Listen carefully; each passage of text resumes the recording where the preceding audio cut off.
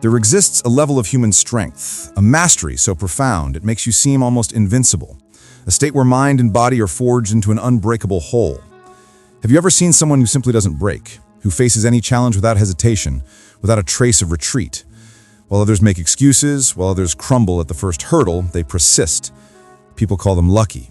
They say it's genetics or connections. What they refuse to accept is the price, the relentless, unforgiving price of becoming truly formidable. But centuries ago, in the heart of feudal Japan, one man walked this path, Miyamoto Musashi. Over 60 duels, never a single defeat. He wasn't the strongest, nor the fastest. He was something else entirely. He built a mind that knew no hesitation, and a body that knew no limits. Before he died, he laid bare his entire method in a text called Gorin Dosho, the Book of Five Rings, an exact map to transform yourself into something people will gaze upon and wonder, how is that possible? Here's the catch. Musashi's method isn't about adding strength, it's about eliminating weakness. It's not about motivation, it's about elimination. Our story begins with Lucas, an engineer, 32, husband, father, a normal guy with normal problems. But Lucas had one specific problem. He was weak, not just physically, but mentally. He'd promised to work out, then cancel the gym, start a diet, break it, and daze, hit snooze 7 times. Strong intentions, weak execution. At work, he'd freeze. Difficult conversations, postponed. Discipline for his kids, left to his wife. Lucas was on autopilot, reacting, never truly acting. Until the day his body betrayed him. A panic attack in front of his boss. Heart racing, hands sweating, the room spinning. The doctor's diagnosis, stress, anxiety, lack of mental fitness. And then a sentence that changed everything. Your body is responding to threats that don't exist because your mind isn't trained to distinguish real danger from mere discomfort. You need to train your nervous system. And Lucas went home and dove deep. How do you build real mental strength? That's when he found Miyamoto Musashi, not a philosopher, but a manual of warfare applied to life itself. Chapter 1, The Principle of Elimination. The first thing Lucas read seemed contradictory. Have no preferences. Do not depend on any particular weapon. How can you master anything without depending on it? Musashi's explanation was a hammer blow. True strength isn't about perfect conditions. If you can only train with equipment, you are weak. If you can only meditate in silence, you are weak. If you can only focus when rested, you are weak. True strength is the ability to perform in any condition because the enemy doesn't wait for you to be ready. Lucas realized he was the opposite. He needed the office to be productive, perfect sleep to work out, his wife to cook healthy. All his discipline hinged on external factors. So he began to eliminate dependencies. It started small. Push-ups. No gym, no special schedule, just body and floor. 20 push-ups. Every day, anytime, any place. The first week was easy. The second, his body ached. The third, he traveled. The fourth, the flu hit. This was the breaking point where he always gave up. But this time Musashi's principle echoed. Practice must continue, regardless of circumstances. Traveling, push-ups in the hotel room. Flu, 10 push-ups instead of 20. No energy, 5, but never 0. Chapter 2, Hyoho, The Still Mind. By day 40, the push-ups were automatic, but his mind was still a mess.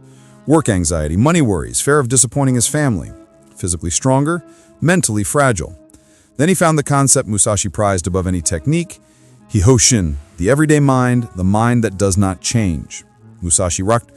At the moment of battle, your mind should be exactly the same as your mind when you were drinking tea. No excitement, no fear, just presence. How? How do you remain calm when someone is trying to kill you? Musashi's answer was brutal in its simplicity. You train your mind not to react. You don't suppress fear. You become someone who doesn't need to react to fear. Lucas tested this. Every time anxiety flared, in traffic, in a meeting, in argument, he did one thing. He took a deep breath and observed the sensation without reacting. It was torture. His body screamed to argue, to run, but he just watched. My heart is racing. My hands are sweating. My jaw is tense. Observation. No judgment, no reaction. The first time it worked was when his boss yelled at him in front of everyone. The old Lucas would have frozen, stuttered. This time, Lucas felt the fear, recognized it, and kept speaking normally. His voice steady, his hands still. He responded clearly. The boss was confused, the team shocked. Lucas, however, knew he had accessed Hiho, the mind that doesn't move. As neuroscientists now explain, When you practice non-reactive observation of difficult emotions, you are literally rewiring your amygdala. What once triggered panic, over time triggers only recognition. Chapter 3. Seni no I, the way of the warrior. But Musashi knew a calm mind without a capable body is an illusion. You can have perfect emotional control, but if your body can't handle the strain, you lose. Train hard with wooden swords to strengthen the body. When the body is weak, the mind wavers. When the body is strong, the mind remains firm. Lucas had done push-ups for 60 days. Stronger, yes, but not tested to the limit. Musashi didn't train in comfort, he trained beyond the limit. So Lucas committed to something insane. 100 push-ups a day for 30 days. No matter how long it took, no matter how many breaks, he would complete all 100, every single day. Day 1 took 45 minutes. Day 5, he could barely lift his arms. Day 30, he did them in 12 minutes without stopping. But it wasn't just his body that changed, it was his mind. When you prove to yourself you can do something that seemed impossible, you stop dealing with difficulty. You just do it. Musashi called this Seni no I, the way of the warrior. It's not about talent. It's about eliminating the idea that there's something you can't do if you train hard enough. Chapter 4. Zanshin. Permanent consciousness. Lucas was physically stronger, mentally calmer, but Musashi had a third principle that separated ordinary warriors from legends. Zanshin, the mind that remains. Not tense alertness, but permanent presence. Never disconnected. The battle does not end when the enemy falls. It ends when you are safe. Zanshin is the consciousness that doesn't relax until everything is truly resolved. Lucas realized he was doing the opposite. Immediate relaxation after a task. Immediate distraction. He began to practice Zanshin. After push-ups, he'd stand for 30 seconds, breathing, mindful. After a tough meeting, instead of grabbing his phone, he'd sit for a minute, processing. Small actions, but they changed everything. When you maintain awareness after the action, you integrate the learning. When you immediately tune out, you lose the lessons. Within 90 days, Lucas was different. Colleagues commented, his wife said, "You seem like a different person." She was right, he was. But the real test came on day 105. Lucas was called into an emergency meeting. The company was making cuts. He was going to be fired. The old Lucas would have spiraled into panic. But something different happened. He felt the initial shock, recognized the sensation, and then nothing. His mind didn't react. His body didn't go into fight or flight. He was simply present with the information. "I see. What's the schedule?" His boss was stunned by his calm. "Okay, thanks for letting me know." Lucas was calm not because he didn't care, because he had developed Foshin, the still mind, unshaken by external circumstances. Musashi wrote, "The tree is quiet, but not because of the absence of wind. It is quiet because its roots are deep." Lucas's roots had grown deep. Over the next 30 days, while others panicked, Lucas acted. Updated resume, activated network, interviewed. By day 23, 3 job offers. He chose the best, earning 40% more. His panicking colleagues, still unemployed months later. The difference between those who perform under pressure and those who collapse isn't talent. It's how much time they spent deliberately exposing themselves to discomfort. Resilience isn't something you have, it's something you build repetition by repetition. Chapter 6. Hyoho, the strategy of void. But Musashi had one final principle, the most difficult to grasp, the most powerful to apply. Hyoho, the strategy of void.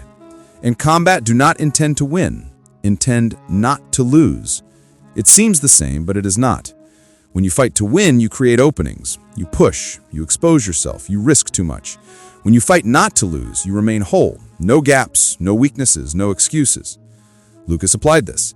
At his new job, instead of trying to impress, he simply didn't make mistakes. Arrived on time, delivered on promises, no drama, no false promises. 3 months later, promoted. His boss told him, "You're not the flashiest, but you're the most reliable, and reliability trumps brilliance." That's Hyoho. He applied it to everything. Diet, never ate junk food. Training, never failed a day. Relationships, never broke his word. No weaknesses, no loopholes, no excuses. Chapter 7. Sutemi, letting go of the self. 6 months into his journey, Lucas was unrecognizable. Physically stronger, mentally unbreakable, emotionally stable. Yet one final barrier remained, a fear, not external, but internal. A fear that if he stopped for a day, everything would fall apart, that his strength was fragile. That's when he encountered Musashi's ultimate concept, Sutemi, abandoning the self. Musashi's final words, written shortly before his death, "I regret nothing, I fear nothing, I desire nothing." How do you reach this level? You stop identifying with the outcome. You are not your successes, you are not your failures. You are simply the continuous practice. Lucas tested this. He stopped counting training days, stopped celebrating milestones, removed all external validation. The training continued, the meditation continued, the discipline continued, but now without ego, without the need for recognition, without the fear of losing what he had built. He finally understood, you can't lose what you are. You can only lose what you have. And at that exact moment, something scary happened. People started avoiding Lucas, not because he was arrogant, but because his presence was uncomfortable. When you eliminate fear, hesitation, and the need for validation, you become a mirror. People look at you and see everything they're not, and that hurts. His colleagues stopped complaining. His friends stopped their jokes. "You're getting too serious," his family would say, because his existence proved that everything they called impossible was simply uncomfortable. Chapter 8, Ken Zen Ichi, Sword and Zen are one. A year after starting, Lucas was no longer Lucas, not in personality, but in essence. He had removed everything non-essential. He wasn't someone who tried to be disciplined, he was someone who couldn't be undisciplined. Practice wasn't something he did, it was who he was. Musashi called this Ken Zen Ichi, the sword and Zen are one. There is no separation between who you are and what you practice. You don't meditate, you are meditation. You don't train, you are training. People would ask him, "How do you have so much discipline?" His answer was simple: "I have no discipline. I've eliminated the parts of me that wanted to give up." This is what Musashi taught. Mental and physical strength isn't about adding. It's about removing everything that gets in the way of your essential nature. You don't need to motivate yourself to breathe. You don't need to force your heart to beat. These things are essential to who you are. When training, discipline, and practice become as integrated as breathing, you've reached the scary level. The level where people look at you and think, "That's not human." And the truth is, they're right. It's not human in the sense of normal.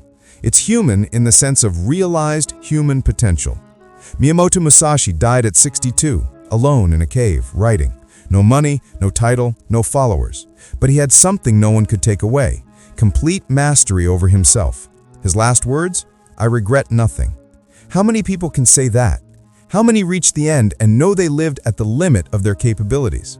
How many have eliminated fear, hesitation, weakness? The question isn't how did Musashi do it? The question is, why aren't you doing it? You have access to the same knowledge, the same hours, the same human body with the same potential. The difference isn't ability, it's the willingness to do what's necessary. The willingness to eliminate dependencies, to practice until practice becomes identity, to abandon everything that isn't essential. This daunting level of strength isn't for everyone, not because it's impossible, but because it's uncomfortable. And most people choose comfort over capability. But you're not the majority. If you've watched this far, you've already proven that. The question now is, what are you going to do with this information? What's the first addiction you'll eliminate? What's the first weakness you'll transform? Remember, strength that scares others is the only strength worth having. Thank you for your attention. See you in the next video.